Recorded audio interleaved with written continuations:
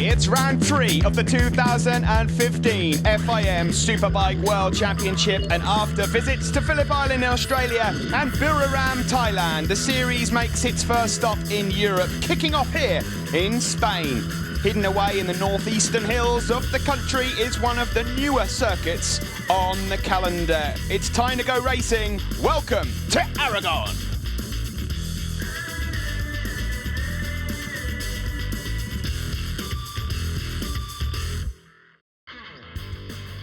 Coming up today, home riders Nico Terol and Jordi Torres hunt for top results in front of their fans.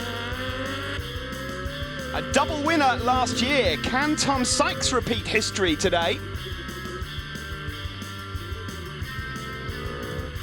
Over at Ducati, both Davies and Forres are looking good for silverware. And after a 5-year wait, Leon Haslam finally finds pole position again.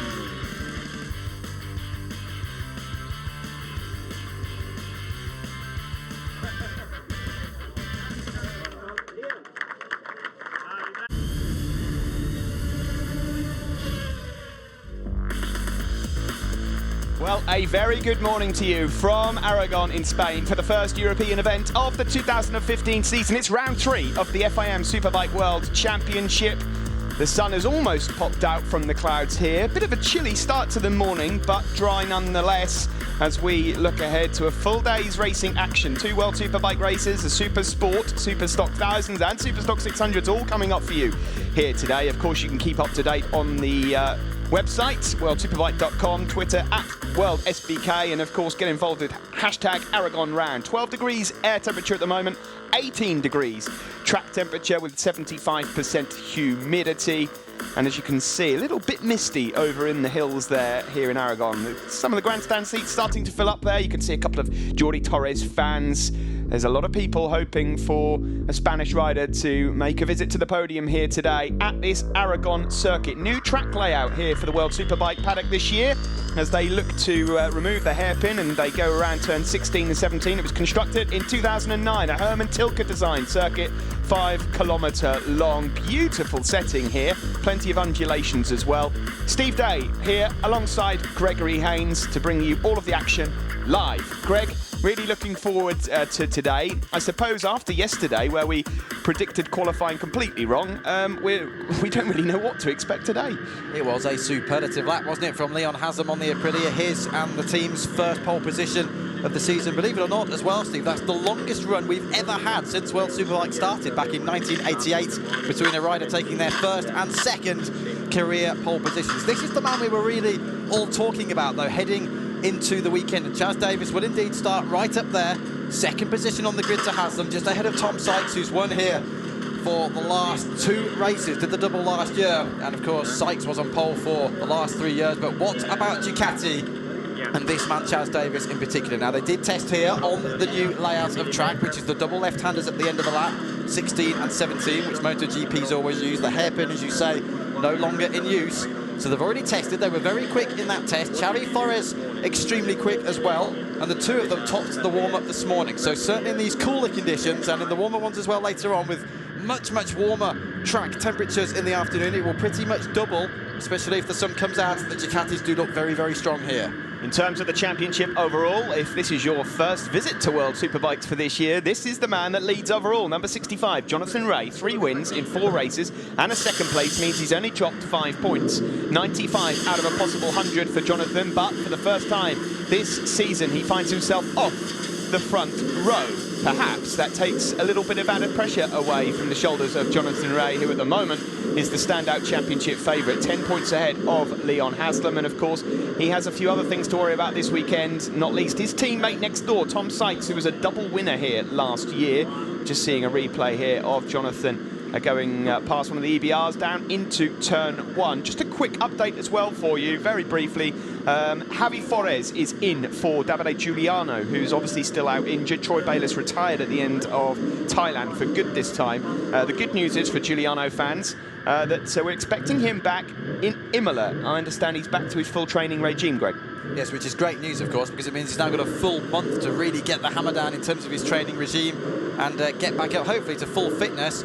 That does mean, in that case, that this man would not then be racing. Ducati have said they would not be running a third bike, so it would not be Forres alongside both Giuliano and Davies. But in the meantime, this man is doing a superb job. He's 29 years of age, 10 race starts to his name already, led the warm-up session this morning, and Forres, first race back in the championship, 5th on the starting grid. Race pace could be another question, but certainly on the one lap, he's rapid.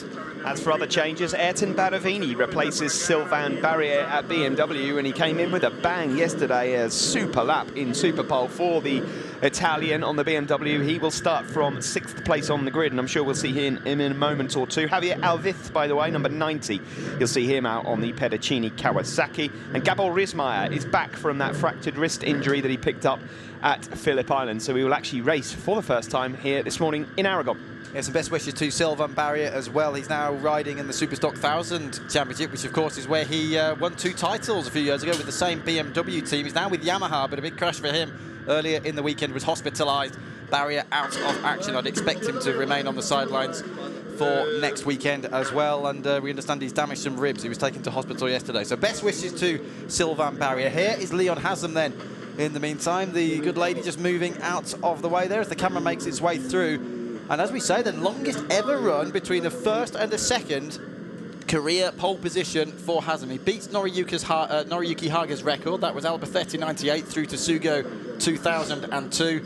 So he's gone for 5 years, 1 month and 12 days. It was Phillip Island 2010. So another thing that's amazing to think is that it's only the second career pole for Leon Haslam. Yes, that is a remarkable statistic when you consider that he lines up for his 187th and 188th races here this afternoon, or this morning, whichever way round that is. But Leon Haslam certainly looking for something reasonable here today. Originally over the weekend, he wasn't expecting to be that competitive, but they have been playing catch-up. Aprilia, one of the few teams that did not test here in the winter. So they feel as if they are making progress, but it's now race day, so we'll see how they get on. Something to bear in mind as well is that Leon Haslam has never finished on the podium in World Superbike here at Motorland Aragon. So let's see whether that changes. Hopefully it will for his sake this morning or this afternoon. Tom Sykes in the meantime, well, this really is Mr. Tom Sykes' track, isn't it? Pole position for the last 3 years. We know that run has ended. Did the double here last year. In discussion here with crew chief Marcel Dwinker. But if you try and tell the brand,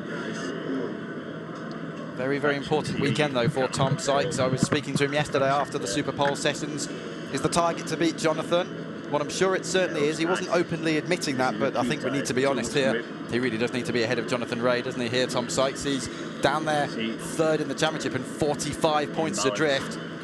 He's looking a lot happier, though. He's looking in better shape in general. He was feeling a bit under the weather on Friday, feeling a bit weak, perhaps some sort of virus, but I have been reliably informed this morning that he is feeling much better and is looking forward to the races here. He said that he might be able to wrestle that ZX-10 around this Aragon circuit, and who knows, we could have that long-awaited battle between Sykes and Ray after all here today. Here is the garage of the BMW Motorrad Italia team. A change for them. Sylvain Barrier was sacked and Ayrton Badovini steps in place. And what a performance yesterday, not just in Superpole, Greg, but in general. Free practice, he seems to have some reasonable race pace on that BMW. Of course, a man that is familiar with the machine. He won the 2010 Superstock Championship with them. 10 races that year, 9 wins and 1 second.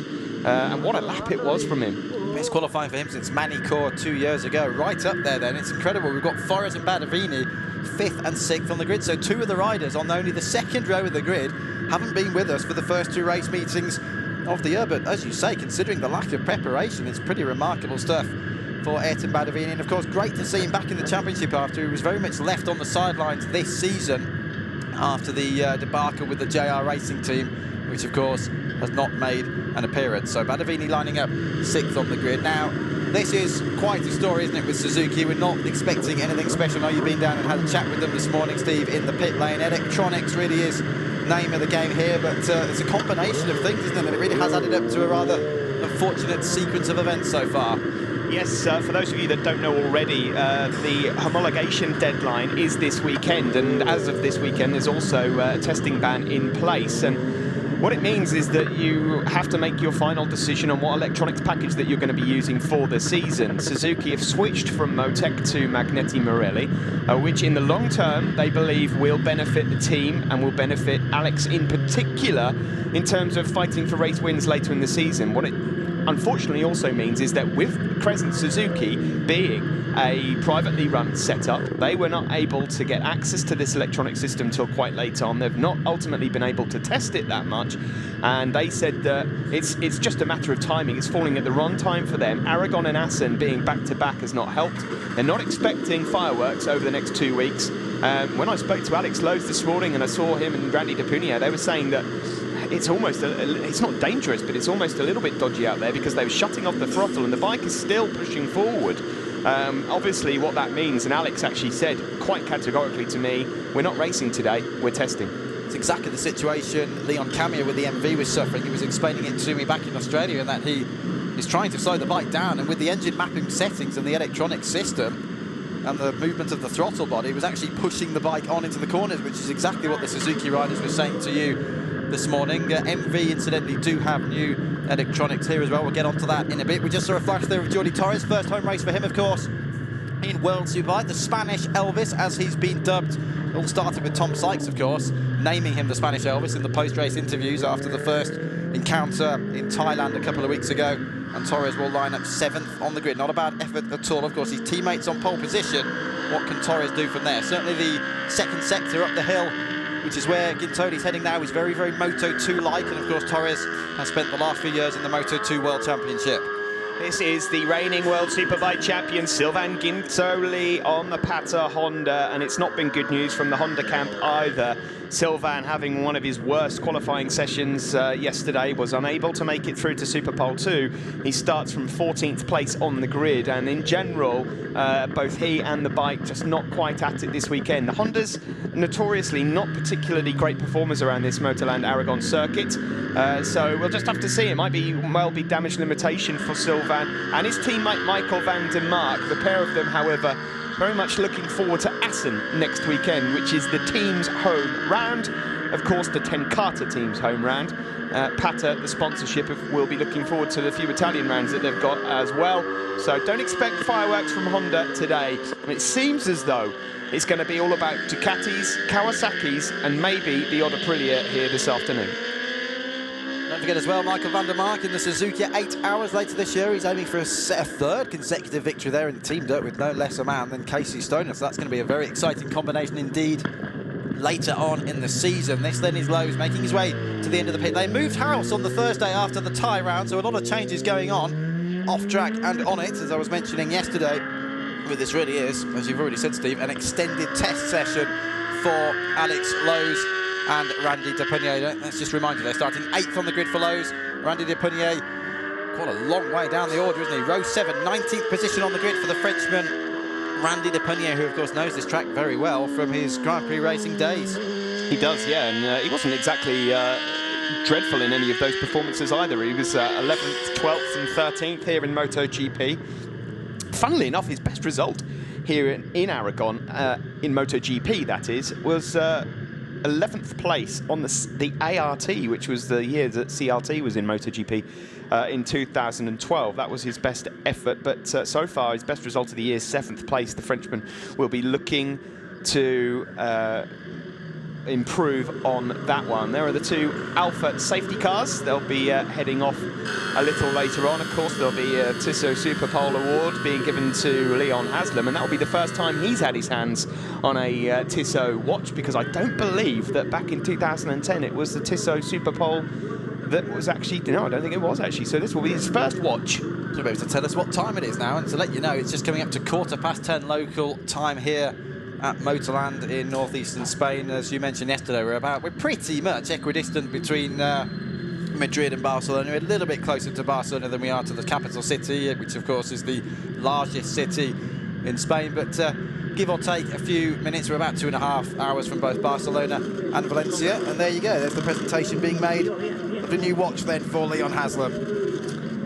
Oscar Espalagras there, just handing over the award. He's a Paralympic alpine skier who's handing that one over from Spain, and He signs the camera there, Leon Haslam. So humble, isn't he, in victory, Leon, and he gets himself on pole position. You get the feeling that if Leon's able to direct that Aprilia RSV4 towards the podium here today, that he'd be absolutely delighted with that. But despite what's happened on the front row with Leon Haslam, Chaz Davies and Tom Sykes, there's not been much talk about Jonathan Rea on the second row. He's currently 4th on the grid, and he has been quietly confident all weekend in terms of what he believes his race pace is. If you look at the chronological analysis sheets, which don't give away the results or anything like that, but certainly give you an idea as to who has some decent race pace, look no further than Jonathan Rea. He was posting some fantastic times in consecutive order yesterday here in practice. And, well, we'll have to wait and see whether or not he can extend his championship lead. And I suppose with there being 3 rounds of World Superbike now coming up in the space of the next month, this is a very important part of the season. And despite the fact, Greg, that Jonathan Rea has started the season off with a bang, he's only 10 points ahead of Leon Haslam. He is, and that just proves how sensible this man has been. Just in discussion there with Giorgio Barbier from Pirelli.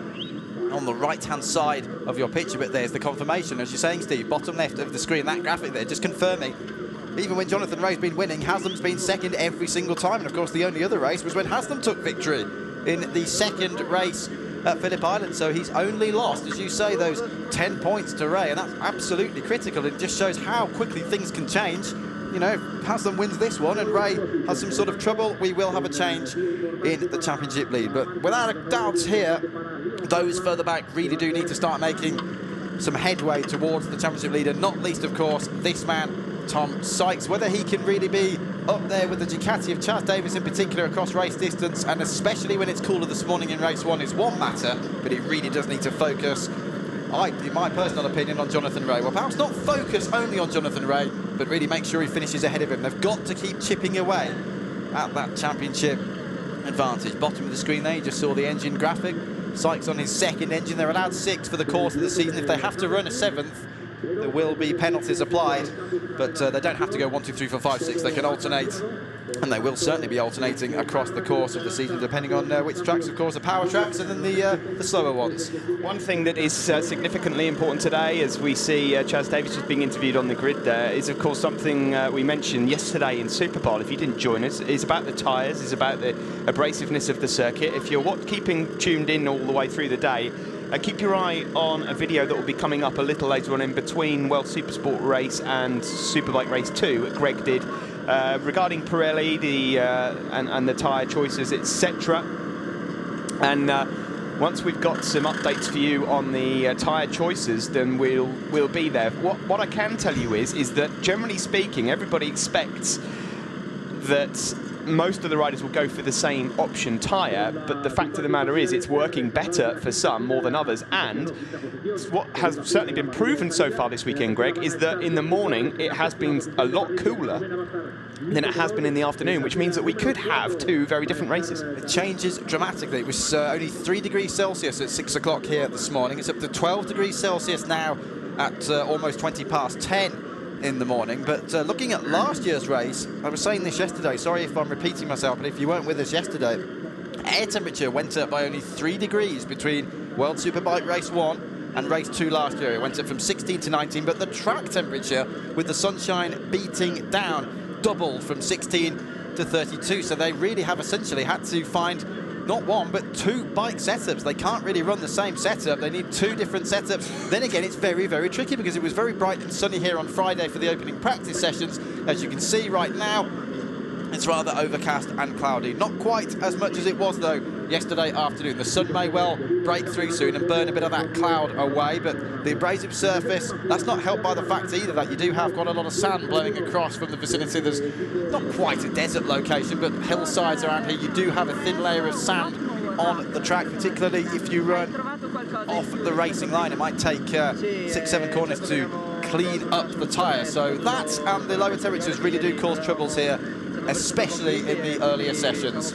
So, if you have just joined in, Javi Forés, what do we know about him? 29-year-old, this is an excellent opportunity for him. He's had 10 World Superbike races thus far, but perhaps not quite the opportunities that he was looking for. This is a very different proposition. He is the 2010 and 2013 CEV Stock Extreme champion, European Stock Champion of 13 as well. He won the IDM Superbike Championship last year, and he's in his prime. This is an excellent opportunity for Javi Forés to stake a claim here and try and prove himself. And despite the fact that Davide Giuliano is expected back at Imola, what it does mean is that he will then potentially be on the market. And as we already know from this early stage of the season, there are going to be rides that will become available throughout the year. So this is a massive shop window opportunity for Javi Forés. Shop window, you took the words out of my mouth there, Steve. Absolutely. What a great opportunity it is then for the Spanish 29-year-old. Here's the man then who really is Mr. Consistency. He's up there on his third engine, as you can see. That's interesting then for Gintoli and the Honda, bottom of the screen, that graphic. But he's fourth in the World Championship. Those consistent results. He was up to fifth from the back of the grid after that clutch problem pre-race last time out in Thailand. The second race there, continuing to extend that run of consecutive points finishes. He's on 42 now, so we could possibly be seeing that up to 44 by the end of the day. Already the greatest amount of consecutive points finishes since World Superbike began back in 1988. And we'll keep updating you, by the way, on the tyre news. That will be a pretty important part. It's rears we're really looking for. Front is more about feel, edge grip and braking stability, but the rears in particular with the harder and softer compounds, pretty important actually here this afternoon, perhaps more so than any other event on the calendar because of those differences in temperature between the two races. Look at the marks there on the race leathers of Ayrton Badavini. That was quite a nasty incident he had in the very first practice session on Friday morning, free practice one. Really smashed up the bike actually at turn 2. So that makes it even more of an effort, the fact that they've repaired it and put it 6th on the grid. Yeah, it's often seen as bad luck, though, to start a race without at least a few scuffs on your leathers before going in. You need to christen them from time to time, but it was a big whack that he took, Ayrton Badavini. He looks pretty calm, cool and collected, though. But we'll see what happens.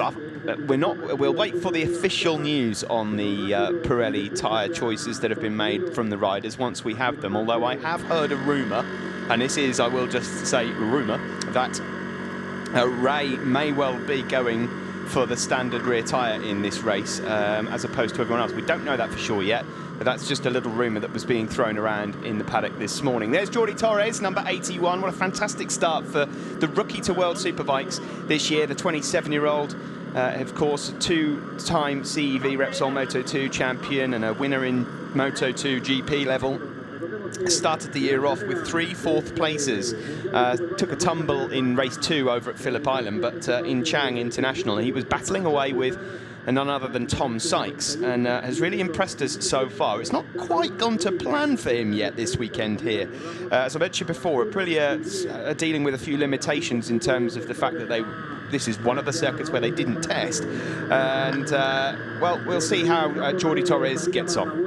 The tyre information just coming through from us now. We'll update you with that in just a few seconds. The Alfa Mito safety vehicles pull away down to the first corner here at Motorland. 5.3 kilometre configuration, 3.2 mile anti-clockwise circuit. So the second time in 3 races, or 3 race events, I should say, 3 rounds that we've been on an anti-clockwise configuration. Phillip Island, of course, was the other one.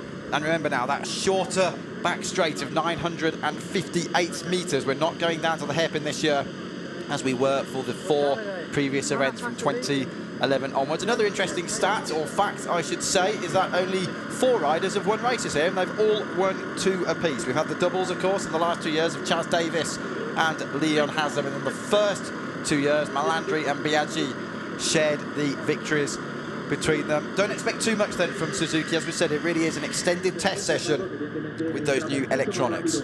Now, in terms of the tyres, we have A, B and C.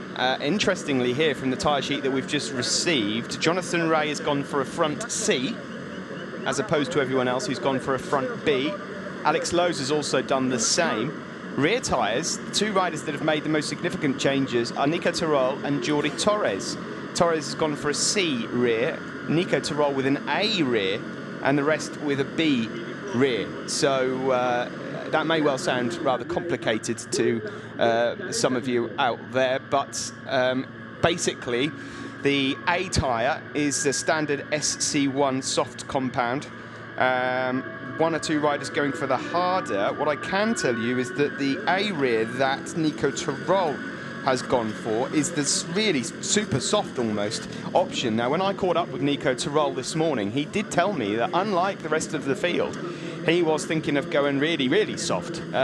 It's an interesting situation, but one or two riders opting for different situations there. And the front tyre, as I just look at what Jonathan Ray has gone for, yeah, he's gone for a softer front, whereas everyone else has gone for the sort of standard medium compound front. Which may well play into his hands later. We'll have to wait and see. So what's he looking for then, Jonathan Ray, going with a softer front tyre? Well, the general rule of thumb, and it is very much rider feel there, but that's what he's looking for, a little bit more front feeling. He'll have less edge. Let me get this right, because it's two ways around. There's basically two things you're talking about with the front tyre. One of them is braking stability, the other one is edge grip. So with a softer tyre, he'll have more edge grip when he tips it into the corner, but a little bit less braking stability. That's the rule of thumb. It doesn't necessarily mean that will be the case, but let's see what happens. Will they be out braking Jonathan Ray at the end of the back straight? That could be quite interesting, actually. Yeah, it basically comes down to the way that it feels for the riders. Front end grip is absolutely critical, because without that you have no confidence. And around a circuit like this, where we do have undulations, we have some off-cambered corners, if you start drifting wide, and we've already seen with the amount of runoff sections that there are here, riders going on straight on into turn 1 and various other turns around the circuit, you know, there are all sorts of possibilities. So that will be interesting. Let's not forget, this is the 18-lap races coming up today. I think that the tyre sheets will be a little different this afternoon for race 2 than what they are for now, but we'll wait and see. This is the man then that will start from 3rd place on the grid, Tom Sykes. The first front row start for him in 2015, looking for that win. Chaz Davies didn't manage to get pole, but he is looking for a couple of podiums here. On pole position, though, it's Leon Haslam. The pocket rocket is looking for glory here. Can he get himself on the top step in Aragon?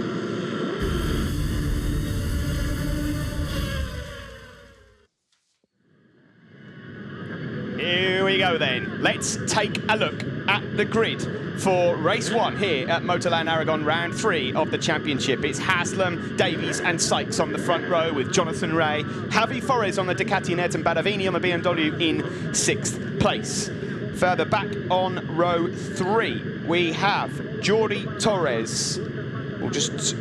Jordi Torres is there with Alex Lowe's and Nico Tirol, and then it's Leandro Mercado, Michael van der Mark and David Salom, the Kawasaki Pedicini rider. Row 5, Matteo Baiocco, Sylvain Guintoli, the world champion, Leon Camier, then it's Canepa, Ponson and Ramos. Row 7, we've got Depunier, Santi Barragan, Javier Alviz, Pegram on row 8, alongside Toth and Rizmaier. Good to see EBR back in action as well. They had a problem with the race park last time out in Thailand and had to miss the second race completely, so great to see Pegram and Canepa in action here. Top of your screen there, a few little facts for you on Motorland Aragon. 5th time we visited here, then 2011 was the first, and as we've said already, this is the shorter version of the track being used. We do not go down to the hairpin and then that right-left flick at the end of the back straight, and that's very interesting. BMW had more wins here than anybody else from Kawasaki, and as you can see, Yamaha, so that's an interesting one. Yeah, that is a fascinating stat, that one. Of course, that's thanks to Chaz Davies' double win here in 2013 and Marco Melandri the year before that.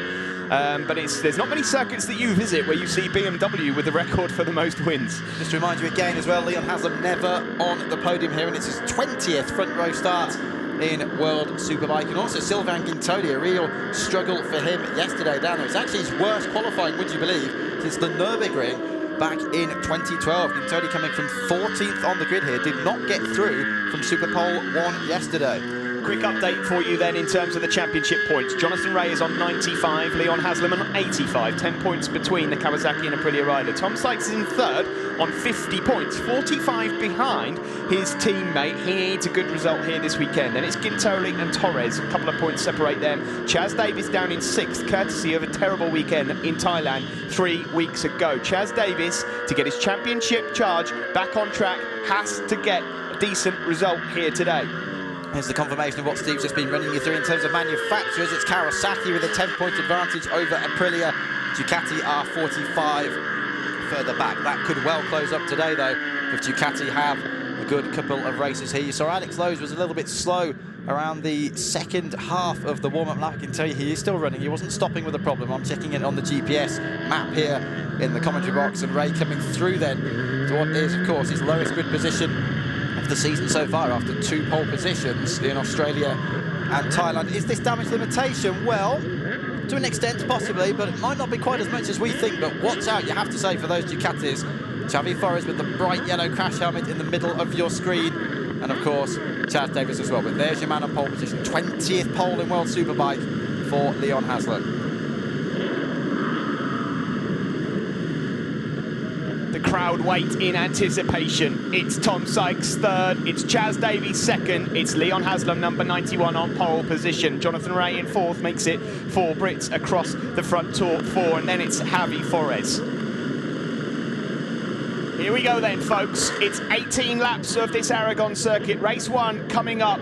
Who is going to be standing on that top step? Look for the lights in the top left corner. They'll go red, and once they go out, we are ready to go. And it's a cracking start from Tom Sykes and Jonathan Ray. He said on Twitter he wanted the whole shot. Is he going to get it? No, it's going to be his teammate Sykes who goes into turn 1 in the lead. Chaz Davies has not worked out well for them. Him there's a rider going straight on. Is that David Salom? Potentially. Jonathan Ray tried to find a way up the inside of Chaz Davies there, but he has to settle for 4th place. He's just up ahead there of Xavi Forres and Jordi Torres, but what a start for Sykes, Greg. And look at Ray carving through as well, up into 3rd position as they climb the hill for the first time. Awful start for Alex Lowe's. He almost stalled on the line from 8th position and has dropped right to the back of the pack on the Suzuki. Look at this battle going on there as the Kawasaki of Ray slices through on Davies. It's a Kawasaki 1-2, but for how long? Oh, Chaz Davies bites back there and says, no, you don't, Jonathan. The pair of them are looking over towards Tom Sykes, and Leon Haslam now stuffs up his mate Jonathan Ray also as they tip left. Tom Sykes is looking to check out early. He did this last year here at Aragon and ended up winning the race just ahead of his teammate Loris Baz, and that is why Jonathan Ray looks like he's in a hurry.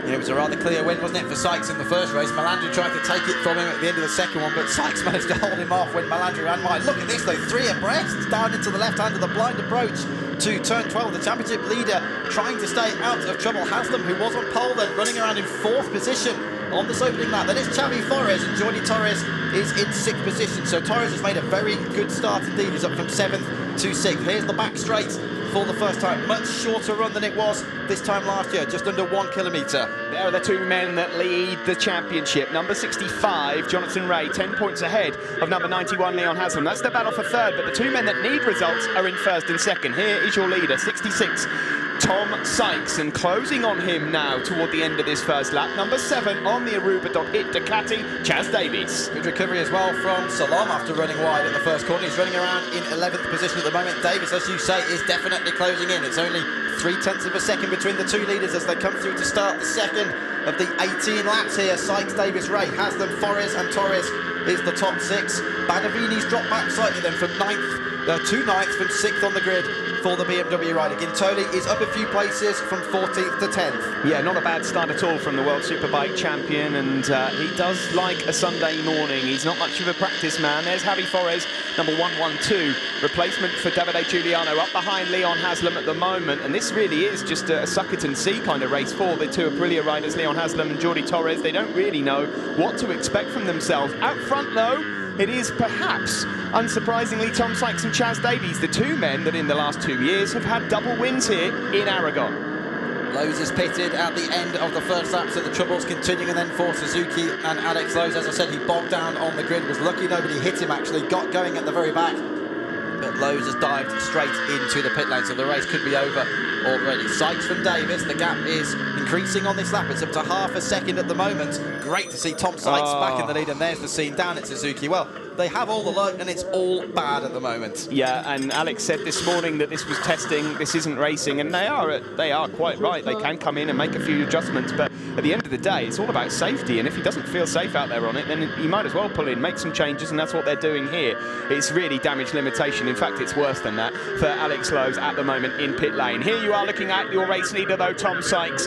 He just looked, he's got that swagger back, hasn't he? He's looked confident all weekend. He looks like he's back to his best. He's sort of seemed out of sorts the first 2 rounds of this season. He's been struggling to cope with the new Kawasaki and the rule changes. A slight change to his riding style, but at the moment he leads this race from Chaz Davies, but closing in there just a bit. In third place is your championship leader, number 65, teammate to Tom Sykes, Jonathan Ray.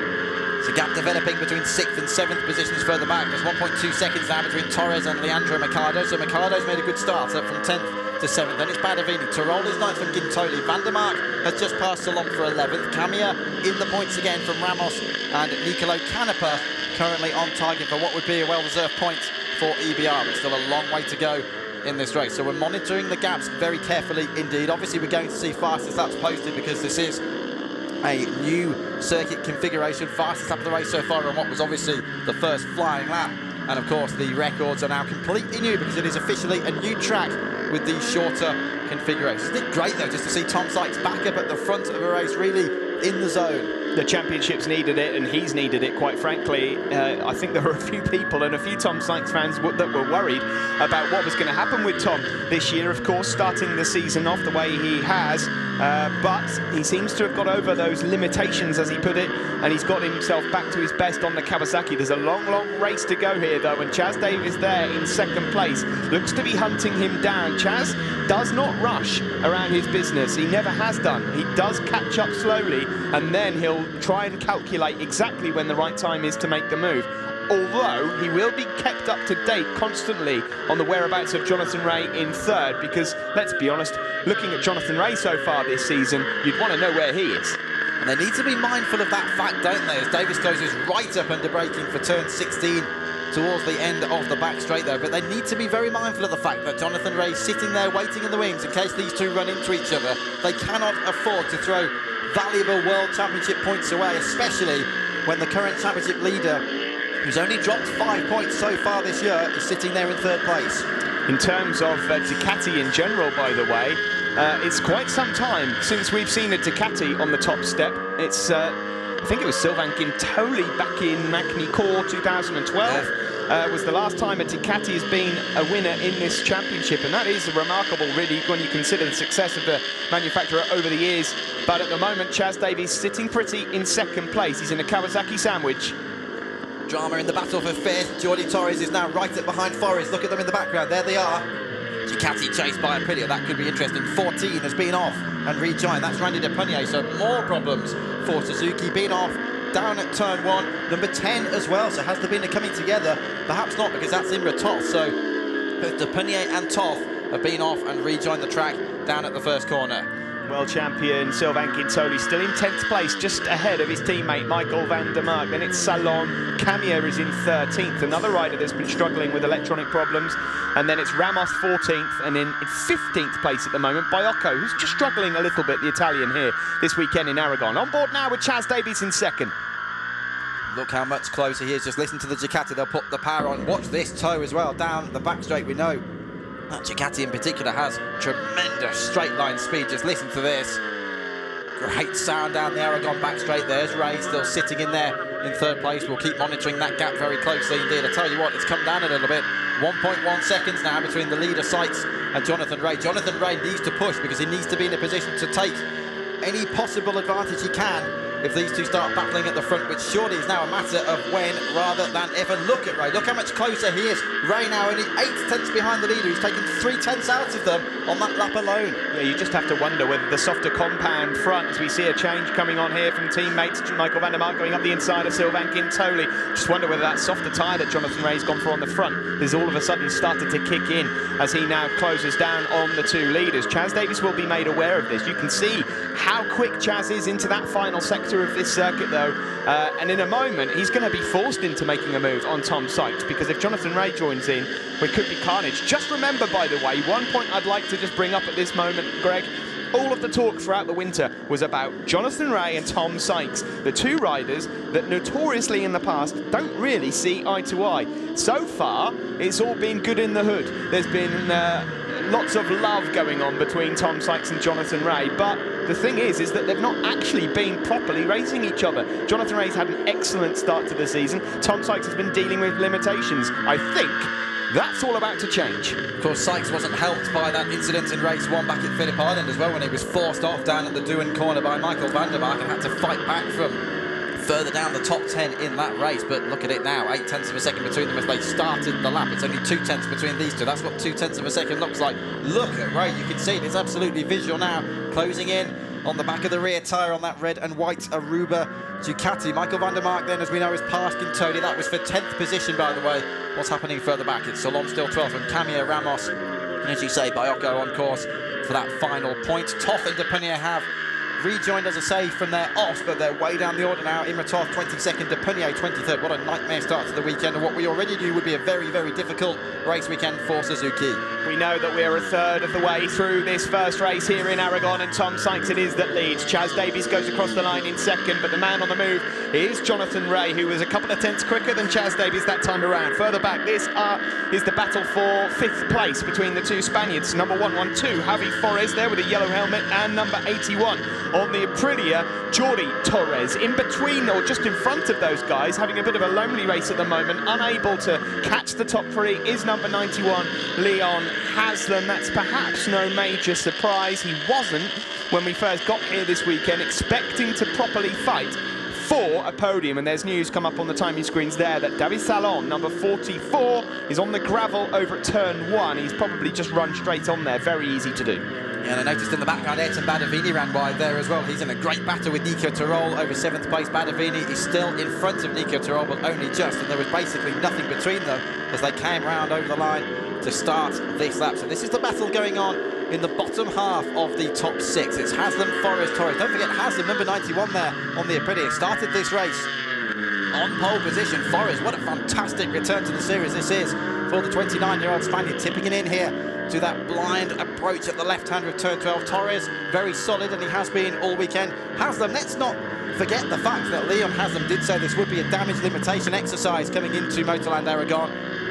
Despite the pole position, it's proving to be the case. I think he'd be pleased, to be quite honest with you, to pick up a couple of 4th places here this afternoon, some solid points, especially, of course, if Jonathan Rea's finishing 3rd and not winning the race. So it will be just minimising the losses. This is Forés then. Here's that heavy braking zone down into the left-hander of 16. Back at the front, they're coming through to start what will now be the 8th of the 18 laps. We'll have 12 to go. Sykes from Davies by 6 tenths of a second, and Rea only half of that, 3 tenths behind Davies. So it looks as though we might be seeing Rea attacking Davies first.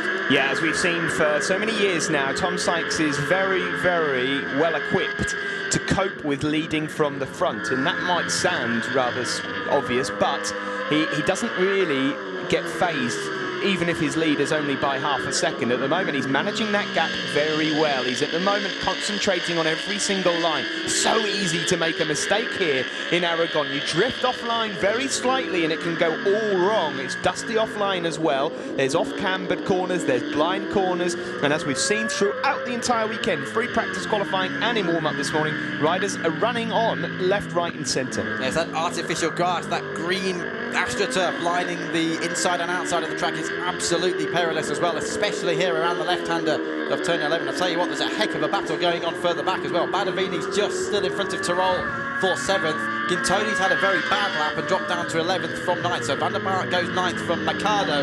Sylvain Gintoni, reigning world champion, down into 11th place. Now watch Alex Lowe's, who started in the middle of that 3rd row with the grid from 8th place, completely bogging down, drops to the back of the pack. Thankfully everybody saw him and avoided him into that first corner. Lowe's is at the very, very back of the field, and there was David Salom sailing off into the runoff area. And now as we see these replays, Salom has actually retired from the race, and that is the end of that for Pedicini, at least one of their riders. So there's Salom drifting off to the right-hand side, stage right, and at that point it was Lowe's at the very back of the field, but since then he's been in and retired as well. Look at Sykes, he's really getting the hammer down now. He'll know though, won't he, that Jonathan Rea's closing in on Davies. Yeah, if you ever want to get an example of what a good start looks like, watch that back and take a look at number 66, Tom Sykes. Meanwhile, in second place, is there going to be a change? No. Chaz Davies still hanging on in there on the Ducati. But now Jonathan Rea is going to be finding a move shortly. He's in third place. He's going to be looking everywhere he can to try and find a way past Chaz. Will Chaz at the moment be watching Tom Sykes out front and thinking that his chances are gone? And that is a typical Jonathan Rea move. He's great at that. He did very similar moves over in Phillip Island a couple of weeks ago. Great stuff there from the championship leader. Jonathan Rea up to second, and now he's got eyes only for his teammate. Well worked out, even better executed. Did the same thing on the first lap as well, into the left hand of turn 4 as they come up the hill. And oh my goodness me, is this going to be Kawasaki versus Kawasaki for the first time this year? As you say, was that not the massive talking point of the whole pre-season? The lead has gone up now to a full second as these two have been battling over second and third places. What will Chaz Davies do? Look at the difference in line around the left-hander of turn 11, and there then is the gap of 1 second between those two Kawasaki riders at the front of the field. Don't forget, as if you need reminding, Jonathan Rea's beaten Tom Sykes in the first 4 races of the year. Yeah, but this is different. This is completely different hunting ground now. We're at a circuit that Tom Sykes likes, as we see Randy Depunier into the pit lane. This is Volcom Crescent Suzuki. This is a day that they will not want to remember, and it won't stick in the memory for very long. Back to the race out front with Sykes and Rea. As I mentioned, it's been spoken about so often, but Tom Sykes, it's not just going to be, if he was to win, it wouldn't just be a win. It would be a win against Jonathan Rea, and likewise the other way round. This would mean more to Jonathan Rea than any of his other wins so far this season. The guys are next to each other in the garage. They've both got the same machinery. It's just taken Tom Sykes a little longer, ironically, for a man that's been in Kawasaki for a while, to get to grips with the slight rule changes and cope with the ZX-10. Now that he's back on a circuit that he really likes, we have got a proper race on our hands. Yes, and Davies, though, is still keeping right up with Jonathan Rea. You're seeing them in the back of the shot. This is Sykes climbing up the hill through the right-hand of it through, but look just behind. Look how close Chaz Davies still is to the back of Jonathan Rea's Kawasaki. The lead has gone up again now. There it is, bottom of your screen, to 1.1 seconds between the two leading Kawasaki's. There's Davies in third position on the red Ducati. Don't forget, it's a softer compound front tyre for Jonathan Rea, going for a little bit more feeling on the front end, but in theory, at least, as we said before the race started, he might be a little bit weaker in the heavy braking zones. You know, there was all the talk about Ducatis being unstoppable here when we had the winter test. They were a second quicker than anyone else. It's fair to say that the Kawasaki's have made up some ground here. Both Tom Sykes and Jonathan Rea looking stupendous out front. Chaz Davies just doing everything he can at the moment to hold on to the two green machines out front. His teammate, by the way, Javi Forés, is in 4th place, ahead of Leon Haslam, so that's good news for the Spaniard. He's up to 4th ahead of Haslam. Torres and Terol then are in 6th and 7th place, so it's good news for Terol also, who's made a few moves to get himself up to 7th. And Edson Badavini on the BMW is now inside the top 10, up ahead of Leandro Mercado. Lovely slide for Rea there coming out of turn 13. Not good news then for Leon Haslam, who now drops down to 5th position, as you say, behind Forés. So very much Kawasaki and Ducati fleshing out this top 4 as we pretty much expected, to be honest, coming into the race this morning. The big question mark really was whether Haslam could mix it with them at the front of the race, but he's now down to 5th position. So it's, as you can see, Kawasaki, Ducati, Aprilia. That sort of tells you the story of the whole race weekend so far, but what will the Ducatis do later on when it gets warmer as well? We were expecting them to be particularly quick in the cool conditions. What about when it gets warmer later on? Here's the battle raging then. Forés is pulling away. Look now, Jordi Torres is up the inside of his teammate, just feinting to the inside. They need to be careful. Jordi, of course, fully aware of the fact that Haslam is second in the World Championship, but he's struggling. He's on the outside now, Jordi Torres, as they get to turn 2. Yeah, but Leon Haslam needs to be fully aware of the fact that this is Jordi Torres' home race and that he wants to get himself as close to the top 3 or 4 as possible. Chaz Davies, by the way, in 3rd. His times are dropping like stone at the moment. They have got real problems there, potentially grip issues, I would suggest, for Chaz Davies, and he will be livid with that. He really would have liked to have fought for the race win here. It's not over just yet, but I think that he, at this moment in time, is going to need something from the miracle section of the library if he's to beat Tom Sykes or Jonathan Rea out front. Michael van der Mark must have made a mistake or had some sort of problem. He's just lost 3 places to Badavini, Mercado and Gintoli, so it keeps toing and throwing, and that battle going on at the bottom end of the top 10. Van der Mark now sinks from 8th to 11th place in this race. Now flashing up on the timing screen as a technical problem. Another one then for Michael van der Mark, and that's at turn 6, so he's coasting unless he's actually stopped up there at turn 6. This is the move that Steve mentioned a few minutes ago. That was Forrest taking Haslam on the previous lap into the left-hander of turn 1. Torres was unable to benefit that time, and look how much closer Jonathan Rea is now to Tom Sykes as they make their way down the back straight. It's only 0.3 of a second. The question is has Tom Sykes got an answer for Jonathan when he goes past? This tyre change might be the key moment for Jonathan Rea. At the moment, Rea's lapping half a second quicker than Tom. If there was just a couple of tenths in it, I'd say, well, we've got a proper fight on. But when there's half a second difference in their laps, how much of a say can Tom Sykes have in this? Jonathan Rea looks so comfortable, so at home. There in second place, he's just slowly made his way through the field, and now he's on the tail of his teammate. This is what most of the neutral fans and most of the neutral journalists wanted to see. Sykes versus Rea. Now, when Sykes, well, he already knows that he's there. Sykes will have seen it on his pit board. The question is, what can he do about it? Because it's not if, it's when.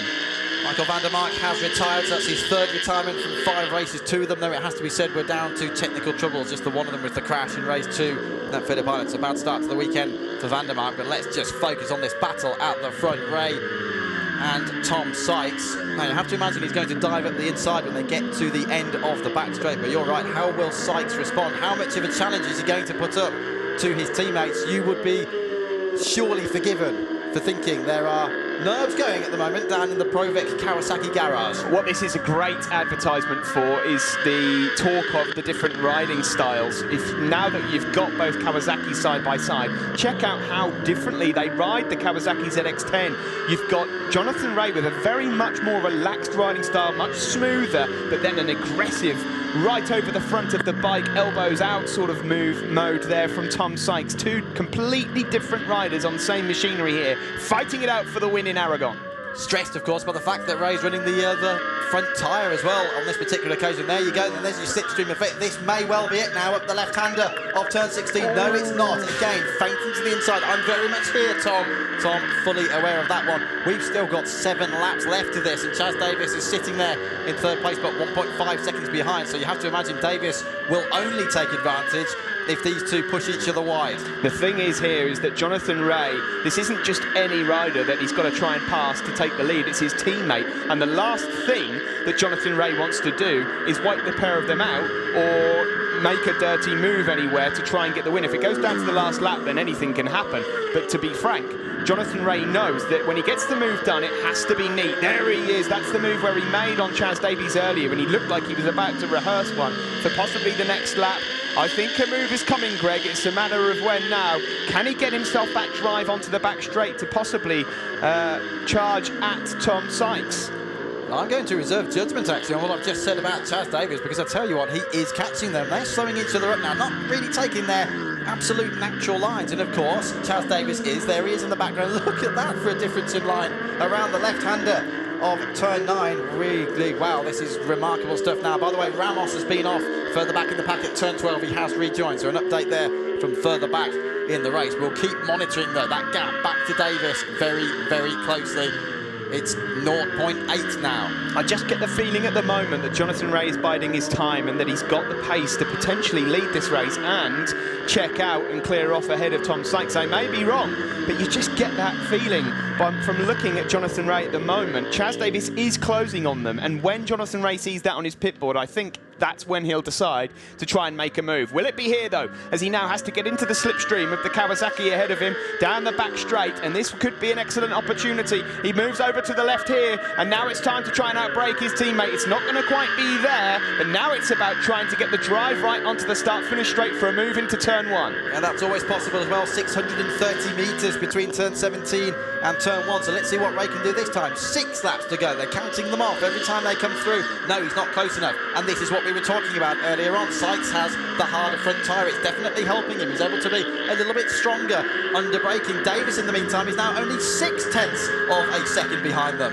Here we go. This could be a proper ding-dong out front with 6 laps to go. It's time to start getting excited, and here comes the move from Jonathan Rea, a carbon copy of the one that he planted on Chaz Davies earlier on. It was a dress rehearsal the lap before from Jonathan Rea, and now we're going to see what he's got up his sleeve. This will wake up Tom Sykes. What has he got in his cabinet here to answer back to his teammate? Very aggressive from Ray, very fair from Sykes. He certainly gave him space, didn't he? Tucked his left leg inwards and got it very much out of the way. This is lap 14 then now at Motorland Aragon. Can Davies do anything about these two Kawasaki's? What will Sykes do? He's got to get in the toe down the back straight. Needs an absolutely fantastic run now all the way around turn 11 through the 12, 13, 14, 15 complex and down at the back straight. Further back, Forres has had a bad lap this time, and Forres has dropped back behind the two Aprilias. Haslam 4th, Torres 5th, Xavi Forres on the second of the Ducatis is 6th.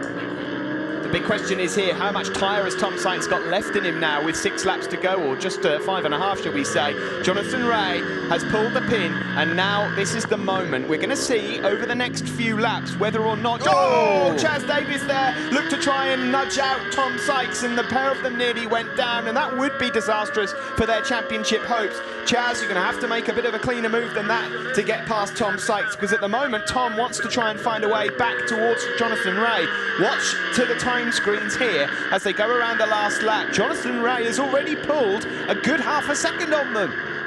This is the last thing they needed. He's getting away. Over the line they go then with just 5 laps remaining. It's 0.6 of a second now. Ray pulling away. Davies is going to try and attack Sykes as soon as possible. Sykes struggling under braking this time to get it slowed down for turn 1. Look at him, he's all over him like a rash now. This may be the only chance Davies has got, but to be quite frank with you, Ray is pulling away anyway.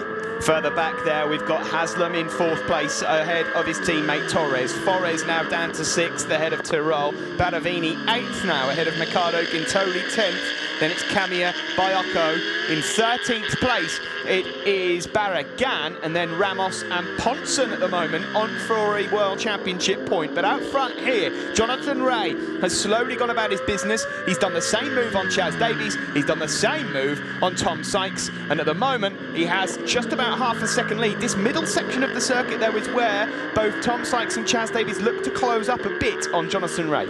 The Suzuki's have rejoined the race, by the way, in their extended test session. They're at the back of the field. Now watch this as Davies attacks up the inside of Sykes into the left-hander. It's getting very, very close, and that really was a bit of a half-hearted dive up the inside. I think it's fair to say that time they both thought better of it and got themselves out of the situation. Look though, Sykes was wide there around the left-hander of 12. Davies may well be in a position to attack down the back straight. Yeah, Chaz Davies now is getting a little bit desperate. He can actually probably see a race win coming up here, and he's thinking about the move, and he's done it, and that was really well done. That's such a hard move to get right. He didn't make a very good deal of it last time over, but now Tom Sykes is going to surely bounce back as he gets in the slipstream of the Ducati, down towards turn 16 and 17, and he goes back past again, but here comes Chaz Davies on the Ducati and says, no you don't, and he sits up the 2013 World Superbike champion. Great stuff, but it certainly wasn't half-hearted that time around the left-hander of 50, was it? Superlative stuff from Davies, and now released up into that second place. The gap to Ray up ahead is 0.8 of a second, 4 circulations of this 5.3 kilometre track to go. Ray, Davies, Sykes. What's the gap to the others, by the way, you might be wondering? Where the heck is everybody else? They're 11 seconds further down the road. Yeah, these three really have been the class of the field throughout all of the free practice sessions. It was really only in qualifying that we were stunned by the lap that came from the Aprilia rider Leon Haslam, but he's just not been able to cope with these three in the race here today. Well, it's quite surprising actually to see that Chaz is on the move at the moment. It looked, for all the world, 3 laps ago like his chances of winning this race were all but gone, and now he's managed to claw back a bit of time, and he hunts down Jonathan Ray, and poor Tom Sykes, who led for most of this race, at the moment is on for only 3rd place. Well, Chaz Davies has just put in his personal best first sector time of the whole race so far. The lead drops, as you can see, from 8 to 0.7 of a second. We'll get the next reading as they come through turn 11 here. Look at him, he's absolutely on the ragged edge, and it is maintaining at 0.7 of a second. But Chaz Davies is taking the challenge to Jonathan Ray. We know he has an absolutely golden opportunity here this weekend. They're dropping Sykes quite dramatically now. He's half a second behind Chaz Davies. But this race is not over yet. It's not won yet by Jonathan Ray. Jonathan Ray earlier on in this race was able to post lap times in the sort of mid to late 51s, and that was when Chaz Davies and Tom Sykes couldn't cope. But now Jonathan Ray is only posting lap times in the low 52s, and conversely Chaz Davies can cope with that and more, because that is what Chaz Davies has been doing throughout the whole weekend. In all of the free practice sessions he's been able to post late 51s and early 52s throughout. Let's see what lap times they put in here as they cross the line. Is about 0.6 in it.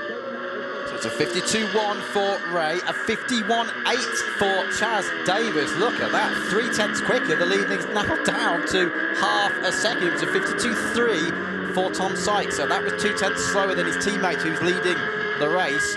Further back than I was just mentioning a short time ago, the Suzuki's extended test session. They've rejoined after both being in the pits. Lowe's running around 5 laps down in 21st, Punier 7 laps down in 22nd. But look at this, he's pretty much right with him now. Chaz Davies is very much challenging Ray for the lead of this race.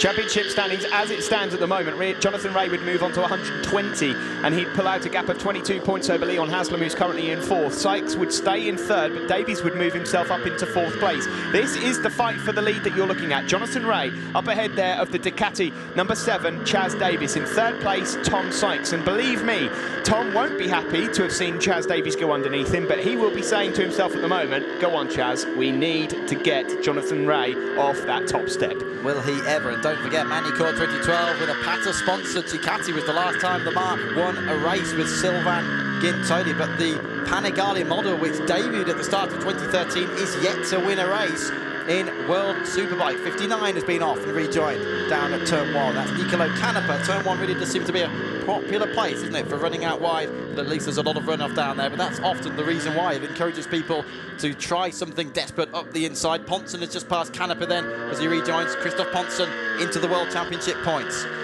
Chaz Davies is just at the moment clawing back about half a tenth through each sector. He's just praying for a mistake at the moment from Jonathan Ray, because otherwise it's going to go down to the final lap. There's just a couple of laps to go when they go across the line this time around, and it looks like these are the two men that will fight it out for the win. Tom Sykes is just being left hung out to dry there in 3rd. It doesn't look like he's got any other answers. A 51.8 again from Chaz Davies there, a 52 flat from Jonathan Ray. The lap times don't matter anymore. You can see that Chaz Davies is ready to try and win this race for Ducati. The team have worked so hard.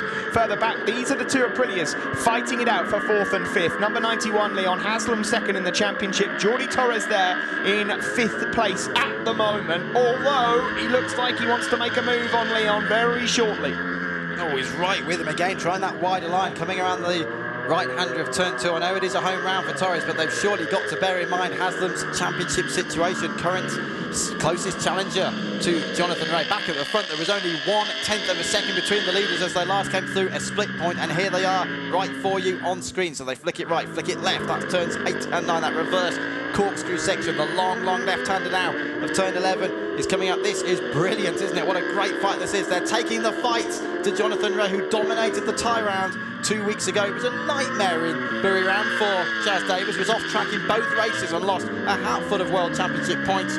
They've got to keep chipping away, and look at that, Ray slightly wide there. Oh, yeah, he is, and that really will just get Chaz Davies getting a bit giddy now on that Ducati. It's been a while since he's had a race win. Of course, it was a couple of years ago he took the double here on the BMW, much to the surprise of the entire paddock. He knows how to win races, and now he's right on the tail of Jonathan Ray, who's starting to lose grip in the latter stages of this race. By the way, Randy de Punier has retired out of this one, but now Chaz Davies is in the slipstream of the Kawasaki. It's fair to say there's not a lot wrong with the speed of that Kawasaki, but Chaz is going to have to plant a move on him, and now it's last chance saloon. They come around Turn 17 and on to the start-finish straight to start their final lap. The bad news is there's a bit of traffic up ahead of them. Yes, that's Gabor Rismo on the Team Top BMW. It's his first race of the year after missing the first 4. He needs to get out of the way. The blue flags will be fine. We're on to the final lap then of this first race at Aragon in 2015, and Chaz Davies was only 1/10 behind Ray as they started it now. Rismo, where are they going to catch the traffic? That could be absolutely critical. It could be. Keep your eye on Chaz Davies through turns 8 and 9. That's where he made the move on Tom Sykes, and that's where he'll probably try and make the move on Jonathan Ray. He's very strong through there, and they're coming up to that section very shortly indeed. Is he close enough though? Not at the moment. He's going to have to try and find some time as they go around turn 7 here. He's not close enough, Greg, to make that move, I don't think. And they're coming into a yellow flag section very soon as well, because unfortunately for BMW, Edson Badavini's crashed on the penultimate lap at turn 12. It looks as though the yellow flags have now gone. That's good news then for these two. Good news for us watching this titanic scrap. This is turn 11, then they're into where the yellow flag has just gone in. Badavini out of the race, or everybody else moving up a spot, as you can see down the graphic on the left-hand side. It will now surely only come down to the back straight. I'm not sure whether he's going to be close enough to do what he did to Sykes, or is he, as they get to turn 15. critical sequence of corners right now. His major chance here is he's going to have to get a really superb line through here, turns 14 and 15, so that he can get into the slipstream. Here he comes. Oh, and he's made the move on Jonathan Ray, and now they're side by side down the back straight. Here we go then. It's 65 Ray on the Kawasaki. It's number 7 Ducati, Chaz Davies. Both of these guys want it. Chaz will surely have a look into the final turn. Here he comes. He makes the move, but will he run wide? Chaz Davies looking for the first win for Ducati, but here comes Jonathan Ray again. It's a race to the line. Who will get it? It's gonna be Jonathan Ray who takes race 1 here in Aragon, number 65. But what an effort from Chaz Davies, and you can't fault him there for at least giving that a proper go. Ducati just missing out on that first win since 2012. Wow, we're being treated to some amazing racing this year. 51 thousandths of a second was the gap. Great move by Davies onto the back straight. He had to go for it, didn't he? He had to attack down into the left-hander of turn 16. He did everything he possibly could there. I think Chaz Davies can be absolutely sure in himself that he didn't really do anything wrong. Remarkable. Ray from Davies, Sykes on the podium. Haslam did indeed finish ahead of Jordi Torres. Forres was 6th, and it's Tirol, Mercado, Gintoli and Leon Camia inside the top 10. There'll be happiness here from the Ducati garage, as he really did put in a decent effort there, Chaz Davies. He tried everything. If anything, he probably got a bit too close to him through turns 14 and 15 and didn't allow himself. I mean, he made that move, but it just meant that momentum was lost on the back straight. Either way, a stand-up wheelie there for Chaz. He will have enjoyed that race, and I think he'll fancy his own chances for race 2. Maybe some adjustments made to both bikes, but we can't take anything away from the race winner. Jonathan Ray was sitting in 4th place on the grid, and he's been quietly confident, and I think I know why. He has put in an excellent effort here. Bad news for Tom Sykes. I don't think he'll be over the moon with 3rd place there. He started the race really strongly, and things seem to be going very well for him. An excellent start from Tom, but in the end, he's not quite able to do it. This will mean quite a lot to Jonathan Ray. He may well have won 3 already this year, but he's beaten up his teammate in race 1 here, and just when Chaz Davies asked him a few questions towards the end as well, he was able to answer. Jonathan Ray will extend his championship lead. That'll be a 22-point lead he'll take into race 2 ahead of Haslam. Sykes and Davies do pick up some useful points though, and they'll be in 3rd and 4th overall in the championship. Further back, by the way, as we see Ray celebrating, Haslam did take 4th place ahead of his teammate Torres. We'll get confirmation of the race 1 standings in a moment or two, but a fantastic moment then for Jonathan Ray.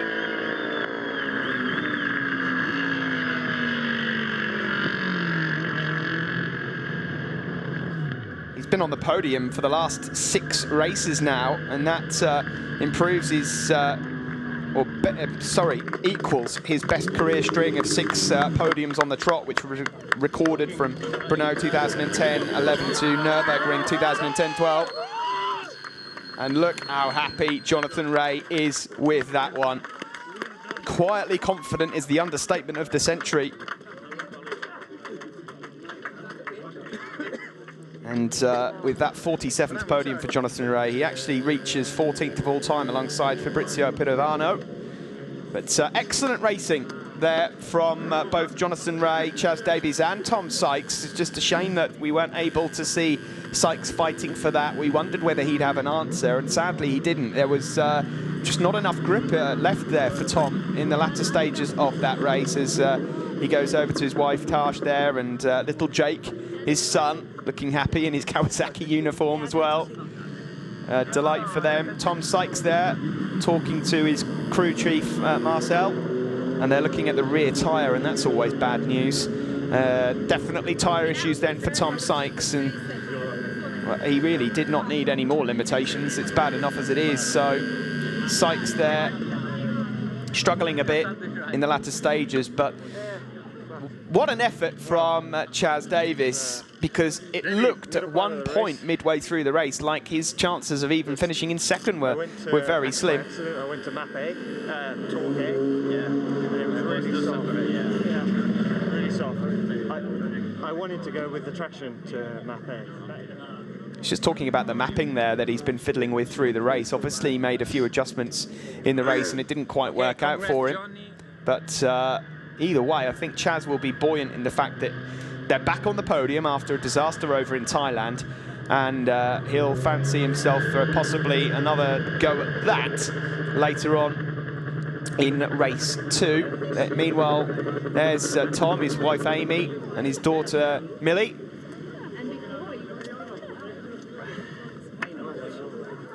He'll be frustrated with that. Let's just have a look at this then on the final lap. That's the move that Chaz Davies made to go out front ahead of Jonathan Rea. Then they get onto the back straight and they're absolutely side by side. Jonathan Rea sneaks through and Chaz has to then get himself into the slipstream. He's trying to find the maximum slipstream for then the final corner. Jonathan Rea holds the lovely tight line because Chaz, as a result of going up the inside of Jonathan, runs wide, and then it's a run to the line. Now, had the start-finish straight been the finish line been a little bit further down toward turn 1, we may have had a different result. Nevertheless, the race win goes to Jonathan Rea. Fine margins motorcycle races are won on, but that's 5 points the better off.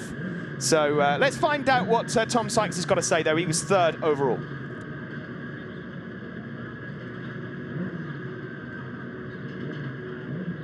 Take a rather big look at a rather worn rear tyre there. How much of a problem was that for you in that race?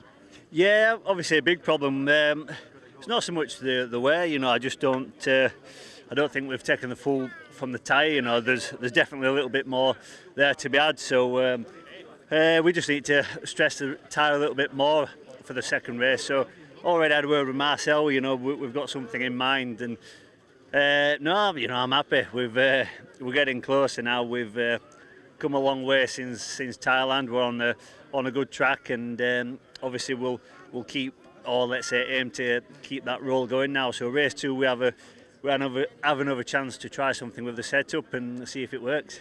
The sun now shining for race 2 for later on. Thanks, Tom. No worries, cheers.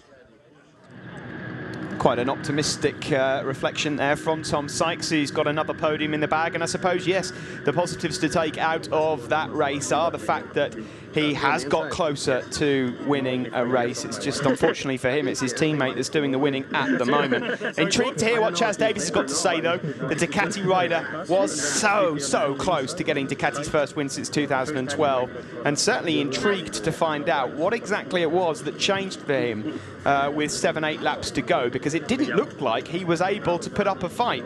And then all of a sudden, bang, he comes up with a late charge in the race and just misses out. Chaz Davies in the end, 2nd place. Chaz, remarkable race there. You just missed out by 51 thousandths of a second. Just talk us through, first of all, the moves over at turn 15. You pulled 2 great moves on both Kawasaki riders. The move, of course, at the end of the back straight. And what allowed you to catch up so dramatically across the last 6 or 7 laps there? Yeah, it was in the middle part of the race I made a little mistake with my setting. With the traction control, we got a little bit of way to trim that down, and I made a little mistake and went 1 step too far, basically. So anyway, gave myself a little bit of power back. It was the power that I reduced too much, and in the end just kept my head down, and I knew that the tyres were going to keep dropping, so it was important just to try and stay smooth and not kind of kill them in the middle part of the race. But anyway, it was an enjoyable last 5 laps. So tried my best. It was good fun, you know, passing Tom and Johnny, but not quite enough, unfortunately. Still another one to go, though. Thanks, Chaz. Thank you. Yeah, he looks delighted with that. That's the happiest you've seen Chaz Davies for a while, and a small mistake made from him then to allow Jonathan Rea to win. Jonathan Rea, though, despite being 4th on the grid and despite getting beaten up a bit on the early laps, he was able to keep calm and then ploughed his way through the field. And just when Chaz Davies asked those vital questions of him, Jonathan Rea was able to come through and take another victory and extend his championship lead. Jonathan, another victory then for you, and surely one of the hardest ones so far this year. Remarkable batter going on out there. Did you expect the move at the top of the back straight? I expect everything from Chaz because he races really hard. But I mean, I just got to thank Kawasaki and all my mechanics for making the package strong this weekend. We started a little bit behind, but the biggest thanks has to go to the Clinical Mobile for giving me some energy this weekend, because I really feel terrible with some fever, and it was a hard race, so I go back now and rest a little bit for race 2 and come out. Hopefully we can make some changes and be stronger in the end, because for sure Chaz and Ducati had a little bit more pace in the end, so just try to be in here and talk to you again, because this is a nice feeling. Brilliant win and get well soon. Thanks, Jonathan. Yeah, he does sound a little bunged up, to say the least, doesn't he? There, and there's the #1 finger from Jake Ray. I wonder whether we'll see him on a motorcycle in a number of years to come, decades to come. But either way, his dad has done the business here once again. What a start to the season for Jonathan Ray. Barring the second place finish in Phillip Island in race 2, he's won every other race so far. On paper, you'd look at the championship and say, well, it's been one way. And I suppose it has to some degree, but most of these races have been quite close, with the exception perhaps of Thailand. That was a carbon copy epic thriller race, just like we had over at Phillip Island. Jonathan Ray it is then that wins, 51 thousandths of a second ahead of Chaz Davies. Sykes with another podium in 3rd. Haslam, he's done his best there to take 4th ahead of Torres. Then it's Forres in 6th. Tyrrell 7th ahead of Mikado. Gintoli manages to finish in 9th. And Camia 10th. That's a strong result for the MV rider. 11th for Santi Barragan. Bayoko managed to find his way back up to 12th. Then it's Ramos. 2 points there for Ponson. Good effort from the Frenchman. Canepa in the end on the EBR. Picks up his first point of the season. Ahead of Alvith, Pegram, Toth, Risma, Lowe's. Further back there, retirements for Badavini, Vandermark, De Punier and Salon.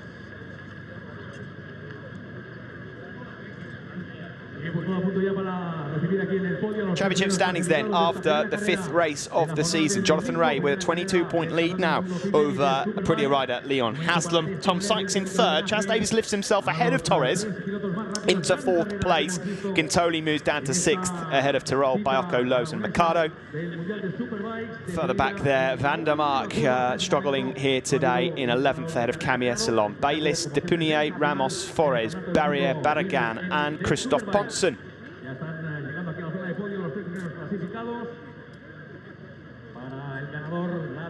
Manufacturer standings after that race, 22-point lead also for Kawasaki ahead of Aprilia. Ducati in 3rd place, 20 ahead of Honda. Then it's Suzuki, MV Agusta, BMW and EBR. So we wait now for the riders to make their way onto the podium after race 1 here in Aragon. A very close race, that one. And hopefully we'll get more of the same coming up in race 2. But for now, 3rd place goes to Tom Sykes. It's his 51st podium in World Superbike. And he seemed happy enough with that. But ultimately speaking, Tom Sykes is a winner. And he wants to be a couple of steps higher up. Chaz Davies, it's not that often that we see him on the podium in recent years on the Ducati, but he's starting to get to grips with things now. That's podium number 17, and I don't think that race win is far away now for the Welshman.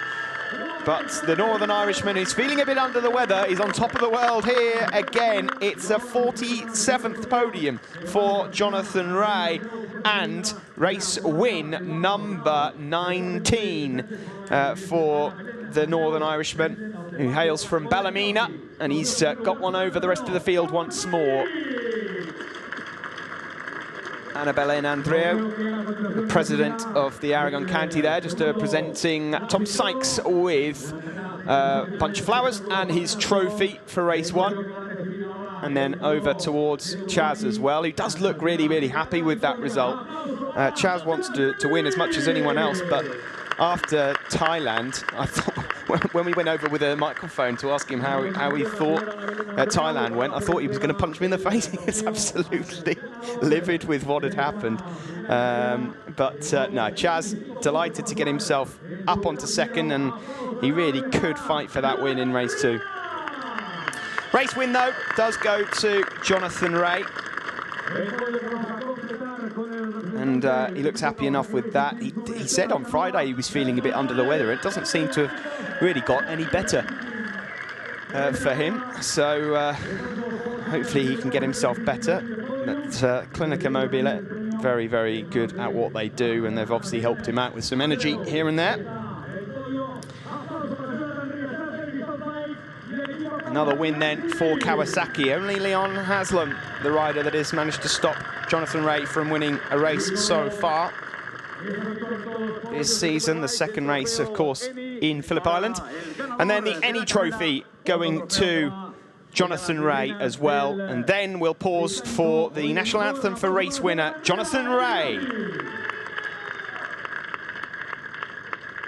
Y ahora, en honor del piloto ganador, escucharemos el himno del Reino Unido, now honoring the race winner, the national anthem of the Great Britain.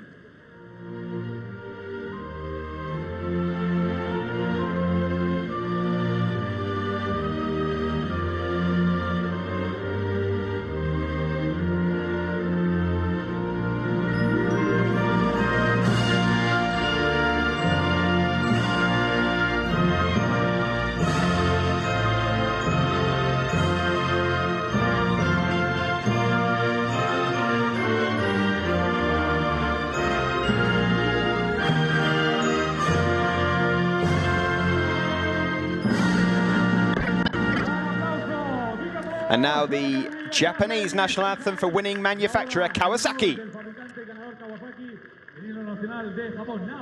honoring the winning manufacturer Kawasaki, the national anthem of Japan.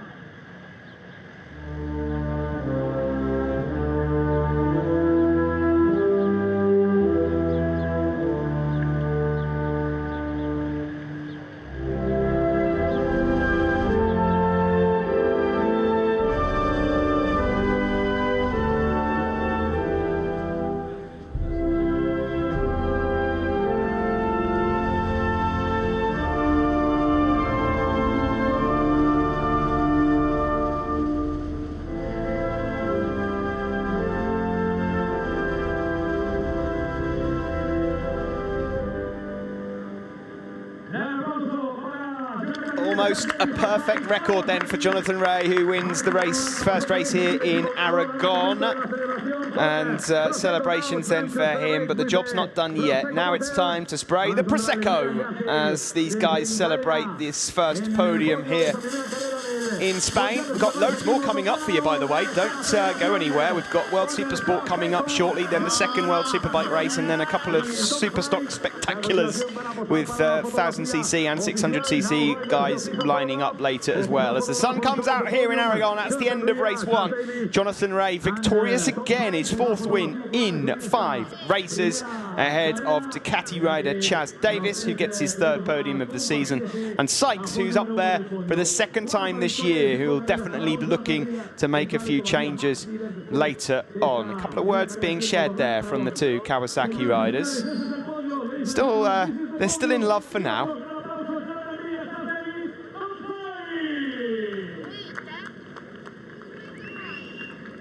Photo moment then for the top 3. Really is a weekend where you have to look at Chaz Davies and Tom Sykes and say that they have to put in at the very least the same performances in the next race to kind of limit the damage that Jonathan Ray can do. There's promising signs for Sykes, who picks up the best lap award there, and that's his first of the season. But they won't want Jonathan Ray building too much of a lead. Of course, we've got Assen next week, a circuit that Jonathan has got great records at. Although we are hoping that the likes of Honda, the likes of Aprilia and the likes of Suzuki can get themselves back into business again next week as well. Van der Mark, of course, a rider to look out for next week in Assen on his home circuit. I'm sure the Dutch crowds will be there in their thousands cheering the current World Supersport champion on. So Assen could be a very different round. And then, of course, we've got Imola a couple of weeks after that. So a lot of racing coming up over the next month. And it is a case of, at the moment, just trying to limit the damage that is being done by Jonathan Ray. So that's it then. It was a close finish in the end. Chaz Davies tried. He tried so hard, but he's going to have to try again later. He only managed second place today, but it's celebrations once more for Kawasaki and for Jonathan Ray.